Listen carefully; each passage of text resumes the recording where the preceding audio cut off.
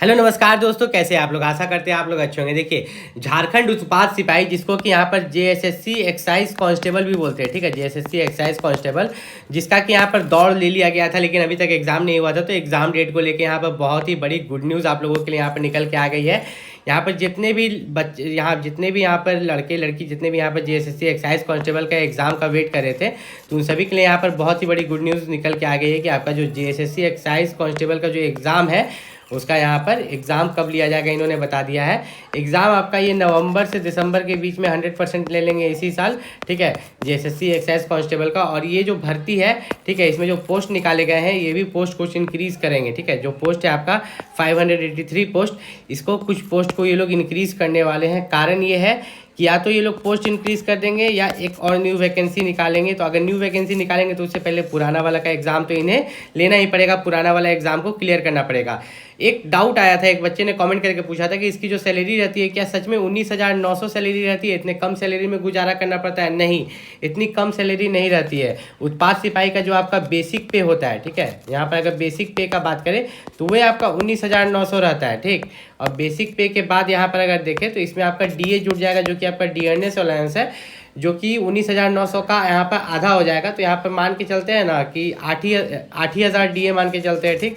ये 8,000 डीए हो गया। एचआरए मतलब हाउस रेंट अलाउंस हो गया आपका 5,000, ठीक।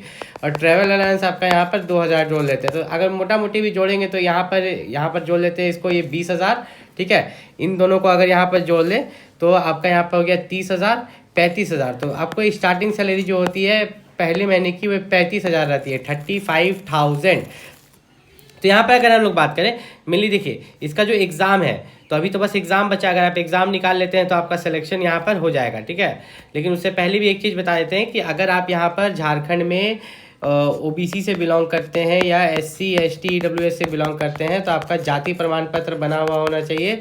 और याद रखिएगा, या तो आपके पास खरीद बिक्री का ज़मीन होना चाहिए, नहीं तो 1932 का खतियान वाला ज़मीन होना चाहिए, नहीं तो झारखंड में नौकरी मिलने में दिक्कत होता है। मतलब या तो आपके पास रजिस्ट्री ज़मीन होना चाहिए या तो खरीद बिक्री वाला ज़मीन होना चाहिए, तभी आप जाति बना पाते हो, ठीक है। दान पत्र और खास पर ज़मीन पर जल्दी जाति बनता नहीं है, अब बन भी जाता है तो आगे चल के यहाँ पर नौकरी में दिक्कत होता है। ये मैं नहीं कर रहा हूँ, ये आप ग्राउंड लेवल पर जाके देख सकते हो।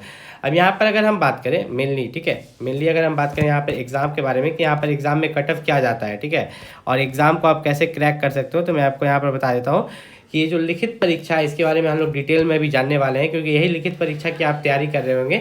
लिखित परीक्षा में पहला पत्र जो होता है उसमें हिंदी भाषा ज्ञान से 80 प्रश्न होते हैं, अंग्रेजी भाषा ज्ञान से 40 प्रश्न, टोटल 120 प्रश्न। लेकिन खास बात यह है कि इसमें आपको मात्र 30% लाना होता है। मतलब 120 क्वेश्चन में से कितना क्वेश्चन सही करना होगा?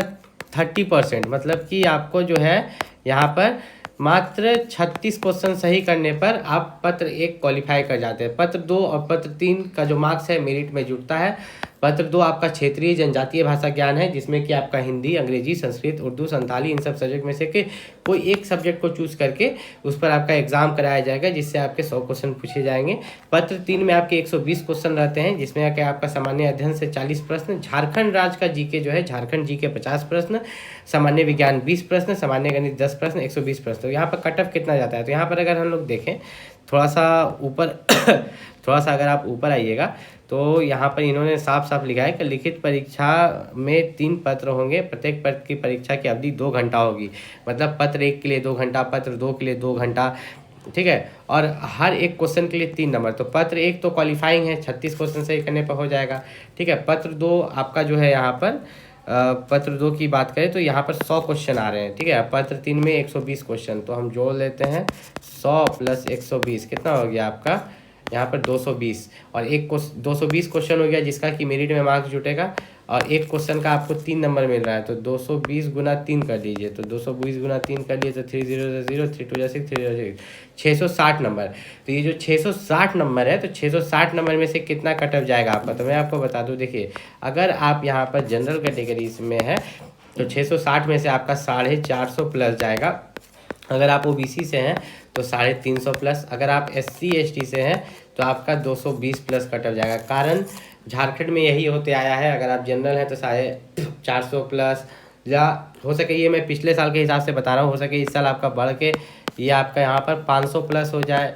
आपका ओबीसी वाले जो है 400 प्लस हो जाए, SC ST जो है यहाँ पर 250 प्लस हो जाए, तब भी देखिए यहाँ पे SC ST रूल करता है और ओबीसी रिजर्व्ड कैटेगरीज का कटअप बहुत कम जाता है। ठीक है, तो यहाँ पर अगर आप तैयारी कर रहे हैं झारखंड उत्पाद सिपाही की, तो झारखंड उत्पाद सिपाही के लिए जो सबसे बेस्ट बुक है उसका लिंक मैंने वीडियो के डिस्क्रिप्शन में दे दिया, वहाँ से जाके आप परचेस कर सकते हो।